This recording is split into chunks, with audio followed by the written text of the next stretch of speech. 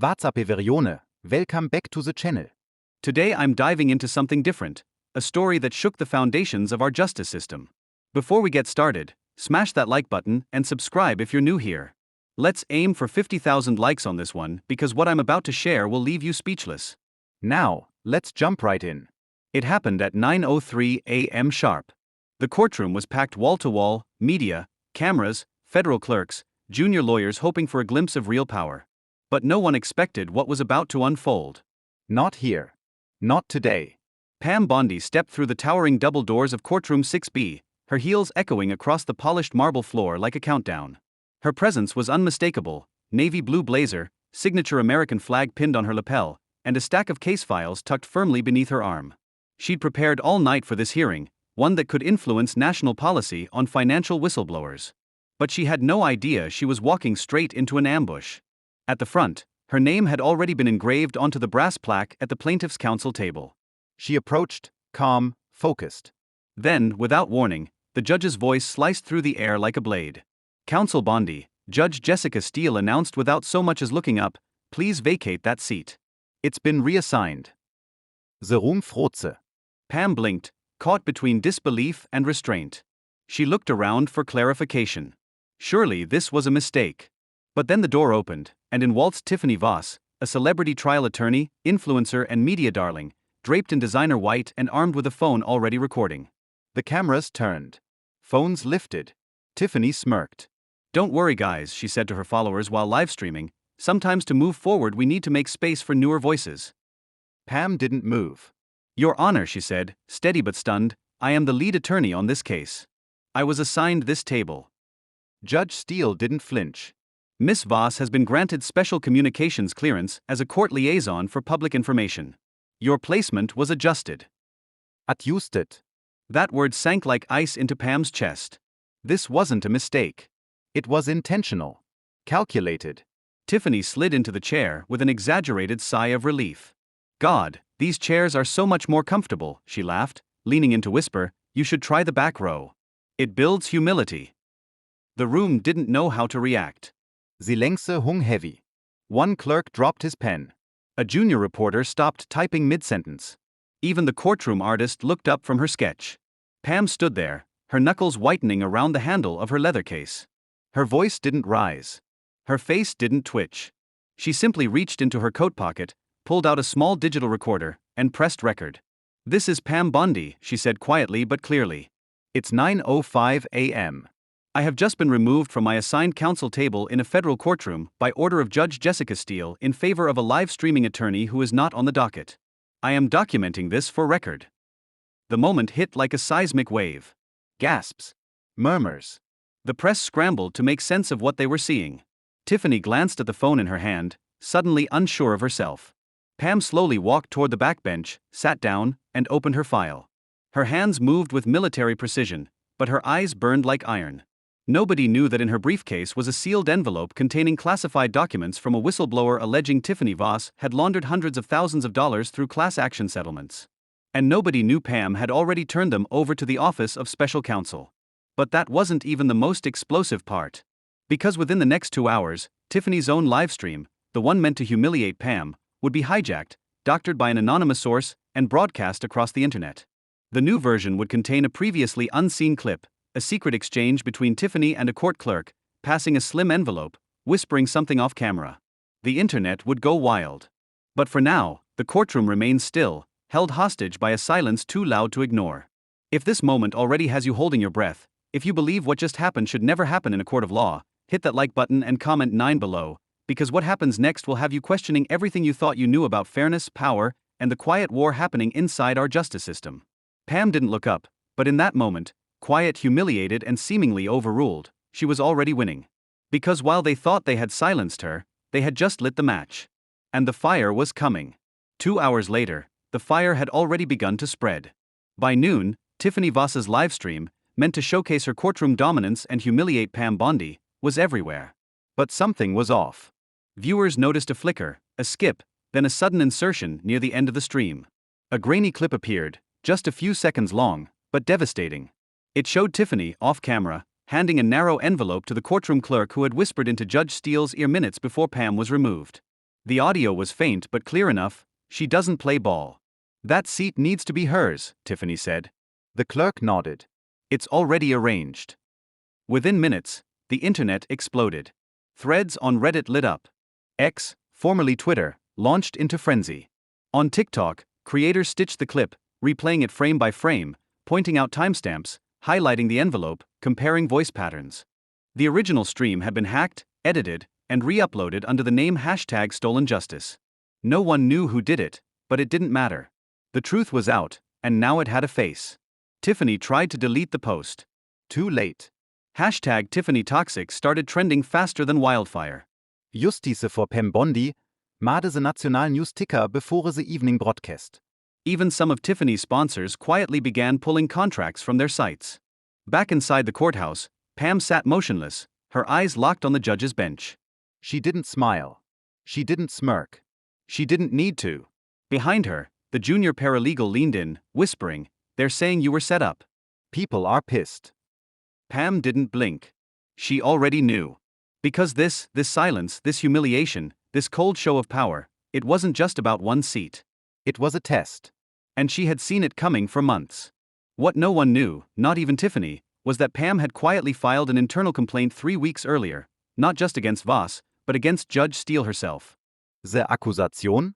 Covert collusion between elite attorneys and selected federal judges to manipulate high-stakes civil trials in favor of corporate payouts. The case hadn't stuck yet. There wasn't enough hard proof. But today's stunt? Today changed everything. Pam opened her phone. One new message from a blocked sender. Subjektline, Jure not alone. She tapped it. Attached was a short video recorded from inside a courthouse elevator, Tiffany and Judge Steele, laughing, talking. And then Tiffany said it, "If she doesn't move, we'll humiliate her." She's too old school to fight back the way wie Donnerstag. Pam stared at the screen. No words. Just that cold, familiar fire starting to flicker in her gut. She copied the file, uploaded it to her private legal cloud, saved it under one name, proof_00001. At the same time, outside the building, a crowd had begun to form. Just a few people at first, mostly older veterans and former clients who had seen the clip online. Some held small American flags. Others held signs. One read, "If fairness has favorites, then justice is already dead." Another, "Let Pam speak." Inside, Tiffany sat at the plaintiff's table, still acting like she owned the room. But her eyes darted toward her phone every few seconds. Her confidence was cracking. Judge Steele called for recess. As the gavel slammed down, Pam stood and walked, slow, deliberate, toward the rear hallway. She didn't need a podium or a microphone. She needed one thing: time. Because now she had the footage. She had the motive. And she had the people. And the next time she stood up, it wouldn't be to ask for permission. It would be to take the entire system down, one lie at a time. By 4:45 p.m., the courtroom was buzzing, not with law, but with panic. Pam Bondi sat quietly in the witness gallery, watching as Tiffany Voss, now visibly nervous, whispered frantically to her team of attorneys. Her once perfect curls had flattened. The glow ring lighting from her livestream setup was gone. So was her smirk. Judge Steele, still wearing the robe that now felt like armor cracking at the seams, cleared her throat. "Voss, your emergency motion to file defamation charges against counsel Bondi has been accepted for preliminary review. You may proceed." Gasps rippled through the room. Even some reporters looked confused. Pam didn't blink. She knew this move was coming. It was textbook Voss. Attack first, bury the truth in noise. Tiffany stood, her voice trembling beneath a layer of false confidence. "Your Honor, I've suffered reputational harm, economic losses, and widespread online harassment due to a doctored video, an edited stream that falsely suggests I engaged in unethical behavior with this court." She turned toward the gallery, her eyes catching Pam's. She, Pam Bondi, either directly created or distributed this footage. The damage is done, and I intend to make it right. Pam leaned forward slightly, hands folded, her expression unreadable. Judge Steele nodded. "Miss Bondi, would you like to respond?" Pam rose slowly. Her voice was calm, clear, and surgical. "Your Honor, I have not altered or fabricated any content related to Miss Voss. In fact, I would like to submit a new piece of evidence." She reached into her briefcase and pulled out a small flash drive. This contains uncut footage from an internal courthouse elevator camera. It was sent to me by an anonymous whistleblower. The date stamp is from 3 days before this trial. The courtroom hushed. Even Tiffany stopped breathing. Pam walked to the bailiff, handed over the drive, and returned to her seat. The judge inserted it into the system. The feed popped up on the large screen facing the entire courtroom. The footage played, Tiffany and Judge Steele inside the elevator laughing. Then the line, "If she doesn't move, we'll humiliate her." She's too old school to fight back the way wie Donnerstag. Sie längse. No coughs. No paper shuffling. No objections. Just sie längse. Pam stood again. I did not release that clip to the media. But someone else did. And now the public knows what the court deserves to know, that this trial was rigged before it even began. Tiffany's lawyer stood abruptly. Objection.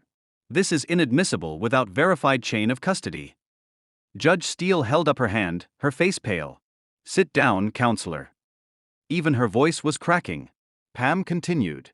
I also have here a notarized complaint I filed 3 weeks ago to the Judicial Review Board, listing patterns of behavior and conflicts of interest tied to both Judge Steele and Miss Voss. It was ignored. She held up a thick manila folder. Unthielte D. She placed it on the clerk's desk and turned to face the judge directly.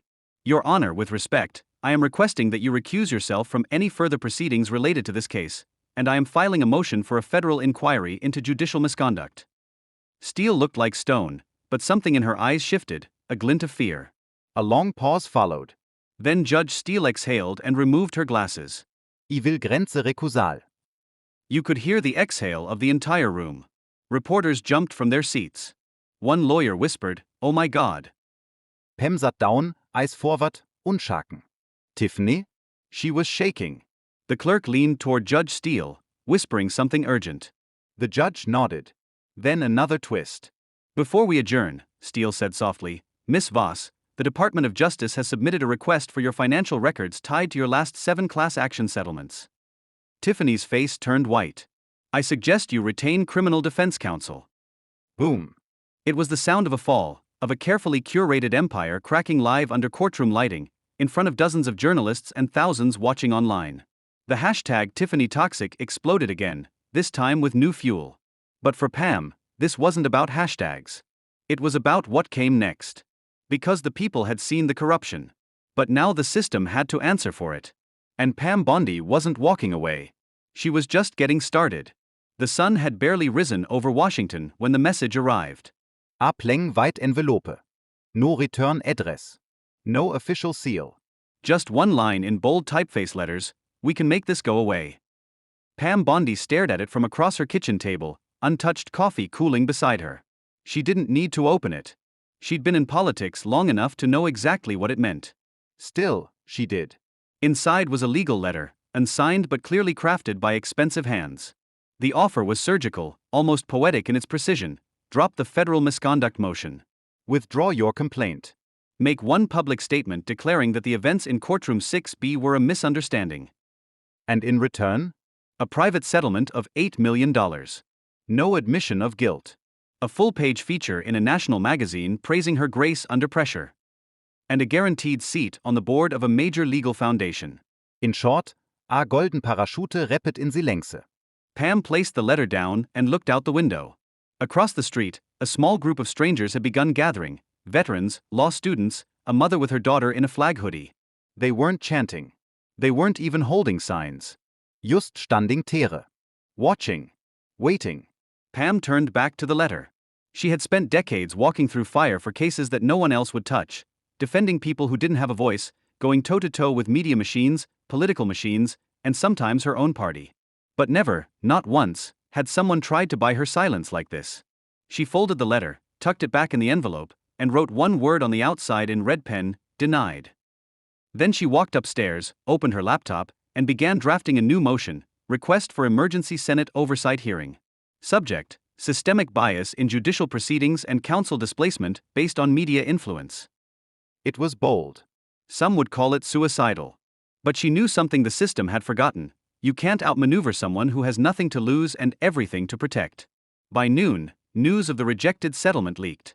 The public reaction was swift. Social media exploded with praise and anger. She could have taken the money. Shekose the people. Pam Bondi just became the most dangerous woman in American law. And the hashtag that hadn't existed yesterday, hashtag she did not sell out. Inside the DOJ, alarms were going off. Literally. The Office of Special Counsel had received over 1,000 verified tips, some anonymous, others signed, detailing patterns of judicial favoritism connected to Judge Steele's court. Many of those names were linked to cases where Tiffany Voss had been lead counsel. It wasn't just one case anymore. It was a pattern. And no sound except for the soft clicking of her heels as she crossed the floor and took her seat. She didn't look left or right. She didn't wave. She just opened the folder and waited. At exactly 10 a.m., the chair of the Senate Judiciary Oversight Committee, Senator Mark Carver, leaned forward. Miss Bondi, thank you for appearing today. As you know, this hearing has been called to investigate claims of systemic judicial bias and manipulation tied to counsel placement and trial access, specifically the events in Courtroom 6B. Please proceed. Pam nodded once, then spoke. Senators, what happened to me in that courtroom wasn't about a seat. It wasn't even about me. It was a symptom. A warning flare. And now the entire country is watching to see whether this body will look away or look deeper. She slid a printed chart across the table to the committee. A matrix. Names. Case numbers. Courtrooms. This is a list of 47 cases across 7 states, all involving either Judge Jessica Steele or her known judicial affiliates. In each, there was at least one common factor: lead counsel positions were altered mid-trial with no explanation in public records. In 39 of those cases, the replacement attorney had direct or financial connections to the same 3 legal PR firms. Carver raised an eyebrow. And Miss Tiffany Voss. Pam nodded. She's appeared in 22 of those cases. In 9, her opposing counsel was physically relocated to the back of the courtroom. In 5, their mic was cut mid-statement. In 3, their testimony was stricken as irrelevant before it was even heard. Gasps in the gallery. Pam continued. This isn't just about legal access. It's about the weaponization of courtroom aesthetics. Of turning justice into theater and casting only those who play the role that sells. A senator to her right leaned in, skeptical. Miss Bondi, with respect, how can we verify these claims? Are you suggesting this is a coordinated operation? Pam didn't flinch. I'm not suggesting. I'm stating. And I'm not alone. She pressed a small remote on the table. A screen behind her flickered on. Footage appeared, grainy but real. A hidden recording from a deposition chamber. Judge Steele laughing, sipping wine, saying, "Do you really think these courtrooms belong to the law? They belong to the narrative. We just make sure the right people get the mic." Silence. Audible gasps. Even a few dropped pens. Then another twist. From the back of the room, a man stood up slowly. Mid-40s. Unassuming. Nervous. Senator Carver squinted. Excusez-moi, sir. The man held up a Doge ID. His voice cracked, but he forced the words out. Mein Name ist Jeremy Blake. I'm a federal data systems analyst. I've been tracking metadata anomalies from judicial scheduling software for 3 years. I wasn't planning to speak today, but what Miss Bondi said is true. And I have proof. Murmurs everywhere. Phones lighting up. Reporters scrambling. Pam turned slowly and locked eyes with the man. He nodded once.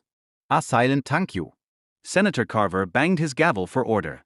His voice had changed, no longer political but personal. We will recess briefly to review Mr. Blake's documentation and reconvene within the hour. I want a classified room prepared. Pam stood, her hands still steady as she gathered her folder. Somione from the gallery called out, "We believe you, Pam." Others joined, not loud, not aggressive. Just steady. A quiet chant started from the hallway. No more silence. No more seats stolen. Pam walked past the cameras, through the doors, and into the hallway lined with citizens. Some in suits, some in uniforms, some in tears. She didn't speak. But she didn't have to. The truth had already spoken. And the system? It was now on trial.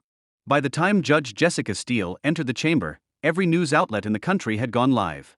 ABC, CNN, Fox News, even C-SPAN. Every camera trained on the woman once praised as the future of federal judiciary. But today, she didn't wear her robe. Just a grey blazer. No makeup. And a face that looked 15 years older than the one on her official portrait. She sat down, eyes low, her microphone already on. Senator Carver tapped the folder in front of him. Judge Steele, Jure hier unter Subpoena. You've reviewed the evidence presented by Miss Bondi and Mr. Blake. Do you deny authoring or participating in the courtroom reassignment decisions currently under investigation? Steele inhaled, slow and sharp. I don't deny it, she said. But I didn't act alone. The room rippled. Journalists froze mid-keystroke. Carver leaned forward. Are you stating that there was collusion within the federal judiciary system to manipulate high-profile trial environments? Steele nodded. There was pressure from more than one direction. I didn't create the game. I just played it. Gasps. Audible. Carver gestured toward the screen behind her. Images flashed. Emails. Private messages. Calendar entries showing closed-door meetings between Steele and attorneys representing major lobbying groups, including Tiffany Voss's firm. He spoke low and cold. You accepted gifts, honorariums, political fundraising from legal PR firms. You changed trial dynamics based on appearance and media compatibility. You silenced testimony based on optics. Steele didn't argue. Yes, I did. Carver closed the file. And why now? Why admit this? And then she looked up, directly at the camera. Because the system you think protects you will never protect the truth unless someone makes it. Just then, a Senate aide rushed in, handing Carver a sealed folder marked Urgent, Classified Release. He opened it. His expression changed instantly. Adep, cold pause. Then he read aloud. This document, just verified by the Office of Legislative Ethics, contains records of a wire transfer made from the PAC fund of Senator Royce Honland to a private foundation co-founded by Judge Jessica Steele. A collective inhale swallowed the room. Pam Bondi narrowed her eyes. Honland? One of the most vocal critics of the hearing. The man who had earlier accused her of weaponizing her humiliation. And now? Carver wasn't done. This same foundation funneled appearance fees and private media coaching stipends to a list of attorneys, including one Miss Tiffany Voss. Boom. No one moved. No one breathed. Senator Honland stood abruptly, knocking over his chair. This is a circus. I won't participate in this smear campaign. Carver stared him down. You will, because the evidence shows that you were not only aware, you were a primary financial conduit for the exact behavior under federal investigation. And unless you voluntarily surrender your seat, we will be moving forward with formal ethics charges. Steele just sat there. Like stone. She didn't look at Honland. She looked at Pam and nodded once. I was wrong, she whispered. But you weren't crazy. Pam didn't speak. Just nodded back. No gloating. No satisfaction. Just a silent understanding between enemies, one that history would not forget. Outside the chamber, the crowd had swelled into the thousands. Flags. Signs. Veterans. Students. And one woman in a wheelchair, holding a placard that read, Truth matters, even when it arrives late. Pam exited to flashing lights and shouted questions. Pam, do you plan to run for office? Will Judge Steele face criminal charges? Did you know about the senator's involvement? Do you consider this a victory? She stopped, looked straight at the cameras. This isn't a victory. This is an unmasking. And now that we've seen the face beneath the robe, we don't get to pretend we didn't. Then she walked past the crowd, past the police, past the headlines, back into the silence of her own thoughts. But she wasn't alone. Because behind her, the crowd began to chant. Soft at first, then rising like thunder, Pam was right. The System lied. Pam was right. The System lied. She didn't turn around, but her shoulders lifted. Because this wasn't just her story anymore. It belonged to everyone who had ever been told to sit down, stay silent, and be grateful for scraps. And this time, the silence had ended. 3 months later, the courtroom where it all began looked different. The brass nameplate on the counsel table had been replaced, now etched with bold, permanent words, reserved for counsel, not influence. The rusted sign that once warned against unauthorized symbols had been removed. In its place, a small bronze plaque read, Justice isn't fragile. It doesn't fear the flag. And on the far wall, mounted above a quiet bench where Pam Bondi once sat in silence, hung a framed photo, Pam standing alone, hands folded, back straight, eyes focused, while Tiffany Voss laughed in the foreground of a now infamous livestream. That moment, once used to humiliate, had become historic. But Pam wasn't there to see it. She was across town, stepping into a law classroom at Georgetown University, carrying nothing but a binder and a single object in her pocket. The students rose when she entered, unsure whether to clap or simply watch. She smiled softly. Please sit. She set down her bag, pulled out a thin folder labeled Judicial Reform Act Draft 1. Inside were 58 pages of proposed legislation calling for public access to courtroom decorum policies, third-party review boards for judge-counsel interactions, mandatory disclosure of media relationships in legal proceedings, protection of symbolic expression not disruptive to trial integrity. And at the bottom, sponsored by former Florida Attorney General Pamela Bondi. A young woman in the front row raised her hand, voice trembling. Miss Bondi, because of you, I changed my thesis topic. I'm writing about identity expression in federal courtrooms. I didn't even know this was a thing until you spoke up. Pam smiled gently. It's always been a thing, she said. It's just that no one wanted to name it out loud. After class, the students lingered. Some asked for pictures. Others just shook her hand. One young man stayed behind, holding a printed copy of the hearing transcript. I was going to quit law, he admitted. I thought the system was too big, too rigged. But after watching you stand up when you had everything to lose, I changed my mind. Pam met his eyes. You just did stand up, she said. And it matters more than you know. Later that night, Pam returned to her office. Above her desk hung 4 frames: her father's service medal, her first law license, the original photo of the protest outside the courthouse, and the receipt for the $500 fine she never had to pay but insisted on paying anyway. Beside it hung a new quote, etched in glass: "Truth doesn't break. It rises." She looked out the window, where the flag outside fluttered quietly in the wind. It used to make her feel peaceful. Now it made her feel ready. Because justice didn't end in that courtroom. It started Tere. And it would keep moving. If you found this story as powerful as I did, smash that like button and subscribe. Let me know in the comments if you want to hear more stories like this one. Also, make sure you hit that notification bell so you don't miss my next upload. Until next time, stay woke and remember, sometimes the most powerful thing you can do is simply refuse to move.